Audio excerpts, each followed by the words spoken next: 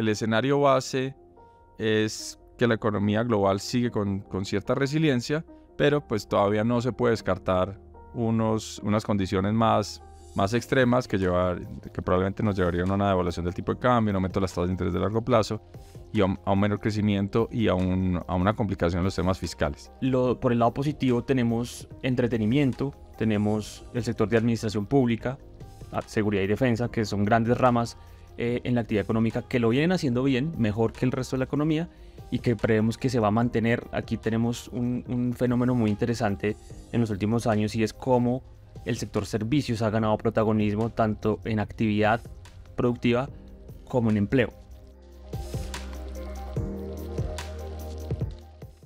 Estamos en el podcast de investigaciones económicas de Corfi Colombiana. Estoy hoy con Julio César Romero, que es nuestro economista en jefe, y queremos compartir con ustedes una charla sobre nuestras perspectivas económicas de cara al 2024.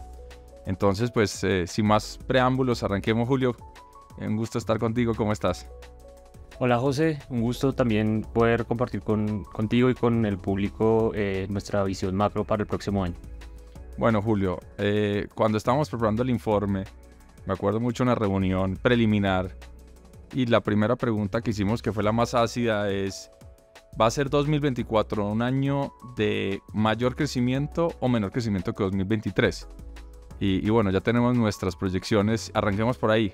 ¿Qué tan difícil va a ser el 2024? Efectivamente, José. Nosotros, después de una discusión álgida, que no fue fácil, teníamos diferentes puntos de vista. Finalmente las conclusiones son que el 2024 va a ser un año de crecimiento más bajo que en 2023. La economía colombiana va a crecer 1%, desde el 1,2% que estamos esperando para el 2023. Y de aquí, de hecho, surge la inspiración para bautizar nuestras proyecciones del próximo año, que es: el último kilómetro siempre es el más largo. Estamos en un proceso de ajuste que vivimos durante el 2023. Es un ajuste con tasas de interés altas, inflación alta. Todos los hogares y las empresas hemos sentido ese contexto desafiante. Y en el 2024 vamos a tener que resistir un poco más ese contexto y se va a sentir con un desgaste acumulado. Por eso hacemos referencia a que puede sentirse más difícil por el desgaste acumulado precisamente. Bueno, pero este 2024, para ponerlo en contexto y a expandir la discusión, arranca, o digamos, tiene como preámbulo el 23 y antes una recuperación muy grande. ¿Cómo logramos acompasar o cómo logramos explicar el hecho de que estamos en un estancamiento, pero antes tuvimos una recuperación tan fuerte en materia económica? Es decir, ¿qué tanto nos debería preocupar este estancamiento económico, o simplemente es quizás que ya se agotó ese proceso de recuperación y estamos ahora en una inercia de bajo crecimiento? ¿Cómo lo ves tú? Bueno, el punto de partida es alto. Después de la pandemia, en los años 2021, 2022, tuvimos una recuperación bastante sobresaliente, mejor que la de otros países en América Latina, impulsada por el consumo de los hogares, por el gasto de los hogares, a partir de varios factores. Eso, digamos, de cierta forma nos dice: había que hacer el ajuste. No es de cara a que estemos creciendo al 1% que yo mencionaba por 2 años consecutivos, algo necesariamente negativo, porque era un ajuste necesario. De hecho, el Banco de la República por eso subió las tasas de interés, porque estábamos viendo unas presiones de demanda sobre los precios que nos estaban generando una inflación bastante elevada, de la que todavía estamos en proceso de ajuste. Entonces, eso, a la luz del punto de partida, es cierto. Colombia podríamos decir incluso que adelantó crecimiento. Somos de las economías de América Latina que mejor lo hizo. Sin embargo, hacia adelante ya uno empieza a ver que esto no es solamente un tema de ajuste, que sí hay algunos factores que están poniendo en riesgo el crecimiento, ya no 2023-2024 corto plazo, sino estructuralmente la economía está en riesgo de entrar en una fase de crecimientos más bajos de lo que estábamos acostumbrados antes del COVID. Principalmente porque la inversión tanto pública como privada, pero digamos particularmente la privada, viene teniendo un desempeño poco favorable. Este año estábamos viendo caídas de 2 dígitos en términos de inversión, y hay que decirlo, si hoy no estamos invirtiendo, es difícil que hacia adelante podamos esperar que la economía tenga un crecimiento más alto. Ok. Hablemos un poquito de las condiciones que están generando esa caída en la inversión. En la discusión pública, en los medios, incluso en muchas, digamos, alocuciones del presidente y de otros funcionarios del gobierno, se ha puesto mucho énfasis en el tema de tasas de interés del Banco de la República como el gran causante de la caída en inversión. La pregunta es, en este informe, en el análisis, ¿cuáles son quizás las causas que están explicando esa contracción de inversión y quizás qué tan responsable es el Banco de la República en esta coyuntura de ese frenón tan fuerte que hemos tenido en estos proyectos de mediano y largo plazo? Bueno, la inversión está afrontando una serie de factores exigentes que explican por qué está teniendo esta contracción. Las tasas de interés claramente son uno de los factores, pero hay que ir más allá. Primero, las tasas de interés del Banco de la República al final terminan fijando tasas de corto plazo. Pero cuando uno mira las tasas de interés a las que se financia una empresa, ya sea a través del mercado de capitales, ya sea a través de un crédito, a través del sistema financiero, uno ve que sobre esas tasas de corto plazo del banco están pues unos factores que aumentan las tasas hacia largo plazo. La prima de riesgo principalmente, y ahí influye mucho el nivel de confianza en el país. ¿Qué es lo que ha pasado? Precisamente que hemos tenido una confluencia de factores que han generado incertidumbre y que se reflejan, pues nosotros los economistas intentamos capturar esto a través de variables como primas de riesgo. La prima de riesgo de Colombia, comparativa a otros países, está en niveles superiores, que sí nos dicen que hay una percepción mayor de riesgo hacia las condiciones de manejo macro en Colombia. Eso por un lado. Por otro lado, tenemos el tema tributario. La reforma tributaria del 2022 se sumó a la que ya habíamos tenido en el 2021, elevando la carga tributaria para principalmente el sector corporativo. Nosotros estimamos que el costo de uso del capital por los componentes tanto de primas de riesgo como tributario ha aumentado significativamente en estos últimos años, y así también está generando un ambiente exigente, difícil para la inversión. Muy bien. En este análisis que has hecho, estamos hablando en general de la economía, pero está claro que lo que también hemos visto es una heterogeneidad en los sectores. Hay sectores que están mostrando las cifras más en rojo, hay sectores que de hecho todavía están mostrando resiliencia importante. ¿Cómo son esas perspectivas 2024 desde el punto de vista sectorial? ¿Cuáles son los sectores que quizás van a seguir en terreno negativo y cuáles de pronto uno puede ser un poco más optimista frente al promedio de la economía? El próximo año vamos a tener una heterogeneidad en el desempeño de sectores. Por el lado positivo tenemos entretenimiento, tenemos el sector de administración pública, seguridad y defensa, que son grandes ramas en la actividad económica que lo vienen haciendo bien, mejor que el resto de la economía, y que prevemos que se va a mantener. Aquí tenemos un fenómeno muy interesante en los últimos años, y es cómo el sector servicios ha ganado protagonismo tanto en actividad productiva como en empleo. Por el otro lado, por el lado no tan positivo, tenemos sectores tradicionales. Los sectores tradicionales de los que uno, digamos, siempre hace referencia por sus encadenamientos, por la capacidad de generar empleo, que son construcción, industria, comercio minorista. Esos sectores van a seguir enfrentando un panorama muy desafiante, y estamos previendo que el próximo año tengan nuevamente, desafortunadamente, variaciones negativas. Bueno, ahora abramos un poquito el aspecto de la conversación, y hemos hablado de una economía que tiene unos riesgos de crecimiento, que tiene un problema en la inversión, de algunos sectores puntuales que están afectados. Pero expandamos la conversación al tema internacional. Obviamente, pues Colombia depende mucho de lo que esté pasando en el resto de las economías globales, en particular de algunos países desarrollados, Estados Unidos siendo quizás el ejemplo más claro. ¿Cómo estamos viendo el panorama externo en 2024? ¿Cuál es el escenario base y cuáles pueden ser los riesgos que tenemos que tener en el radar de cara al análisis de nuestra economía frente a lo que puede pasar en otras jurisdicciones? Bueno, el contexto global, en 2023, antes de responder 2024, yo creo que hay que hacer una mención y es que resultó ser mucho más benigno en 2023. Si nos ubicamos hace 12 meses, el panorama para el 2023 era de recesión, una probabilidad importante de una recesión global que finalmente no se dio. No se dio ni en Estados Unidos, no se dio en Europa, aunque los riesgos siguen latentes. Para el 2024 el escenario base es que continuamos en un aterrizaje suave de la economía estadounidense. Allá la discusión ya está en qué momento van a empezar a bajar las tasas de interés, la Reserva Federal. Es probable que esto ocurra en el primer semestre del año, de una forma lenta, pero ocurra ya empezar a tener unas tasas de interés más bajas. Esto en un contexto en el que el mercado laboral y en general el PIB estadounidense no ha tenido un efecto desordenado como consecuencia del aumento de las tasas de interés de los últimos años.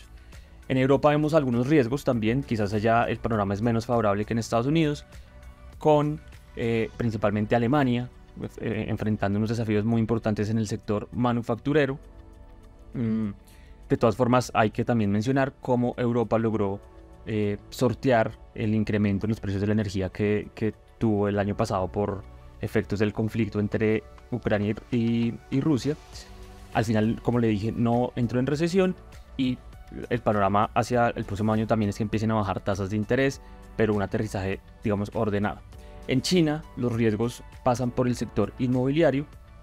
Es un sector que viene enfrentando una desaceleración fuerte y que tiene un impacto, que puede tener un impacto colateral en la economía china. Entonces es algo que desde hace ya varios meses viene generando algo de preocupación entre los analistas. Hay que tener monitoreado mucho lo que está pasando en ese sentido en el país asiático. Muy bien. Quiero andar un poco en las crisis posibles del escenario externo. En el entendido que el escenario base es que algo de esta resiliencia, por ejemplo, de Estados Unidos continúa.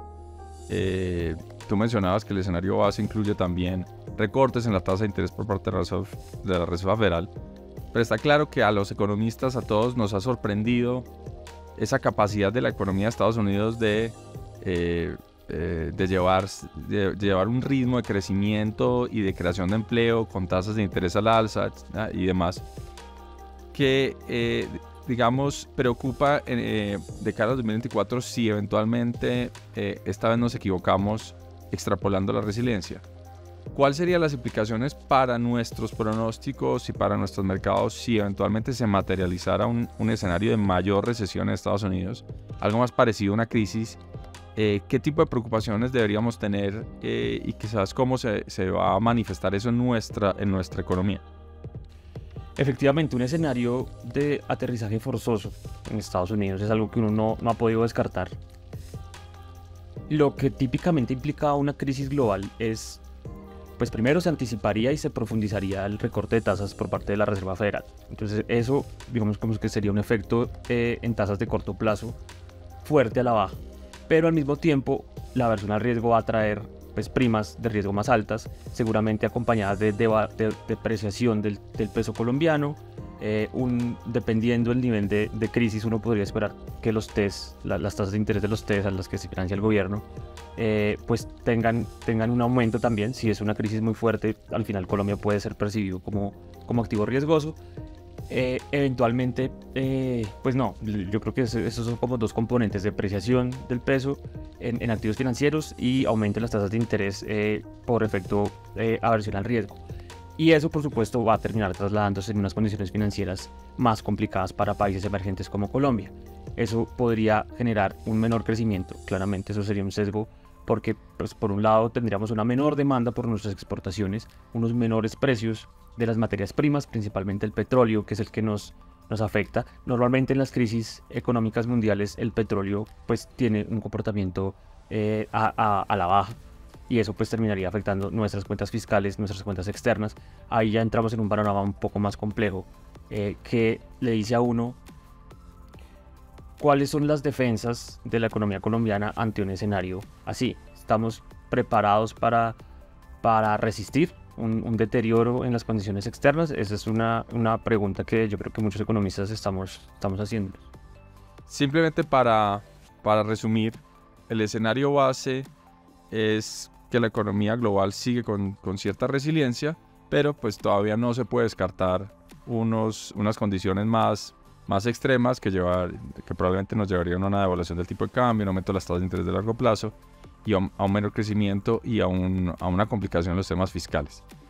Quiero, para ir ya cerrando temas, volver a nuestros pronósticos locales y hablar de dos variables que han estado en el centro de la discusión en 2023 y que probablemente en 2024 pues sigan llamando mucho la atención, que son el tema de inflación y obviamente tasas de interés por parte del Banco de la República.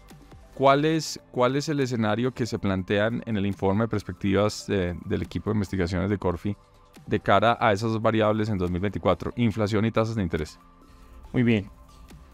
La inflación debería seguir bajando. Nuestro escenario es que en 2024 vamos a tener una inflación bajando desde el 9,6%, que es el cierre que pronosticamos para el 2023, al 5,7% al cierre del 2024, con un segundo trimestre que puede tener algo de lentitud en el descenso asociado a efectos del fenómeno del Niño sobre alimentos, pero efectos, hay que decirlo de forma, digamos, muy clara, transitorios. Efectos que, si bien van a generar presión durante el segundo trimestre, deberíamos ver que se diluyen a partir del segundo semestre. Hay una discusión en este momento que va a tener efectos sobre la inflación, que es el aumento del salario mínimo. Con una inflación cercana al 10% y una productividad que tuvo una variación negativa en 2023, pues lo que uno como economista técnicamente esperaría es que ese aumento del salario mínimo no esté muy por encima del 10%. Vamos a ver de qué tipo de decisión se llega en ese aspecto, pero eso puede generar algo de presiones al alza. Nosotros en el escenario de inflación que les menciono, estamos asumiendo un aumento del salario mínimo entre el 11 y el 12%. Con este contexto, el Banco de la República empezaría a bajar sus tasas de interés en enero. Ha sido también una discusión que tuvimos al interior del equipo de cuándo empezaría ese proceso de recorte de tasas. Al final, la Junta, la mayoría de los miembros de la Junta Directiva del Banco de la República ha tenido una postura que me parece importante de privilegiar el comportamiento de la inflación y las expectativas de inflación. La credibilidad del Banco Central al final se termina midiendo es por el comportamiento de las expectativas de inflación a diferentes plazos. Esas expectativas de inflación vienen ajustándose, pero todavía están por encima de la meta del 3%. Entonces es algo que debería suceder en los próximos meses y así el banco puede empezar a bajar sus tasas de interés. En particular, esperamos que empiece con un recorte de 25 puntos básicos en la reunión de enero, es decir, no estamos esperando recortes en diciembre, y que vaya aumentando ese ritmo de recortes durante el año, sobre todo porque la preocupación por la situación de la economía empieza a ganar un poco más de relevancia, mientras que la inflación ya viene reduciéndose y las expectativas anclándose.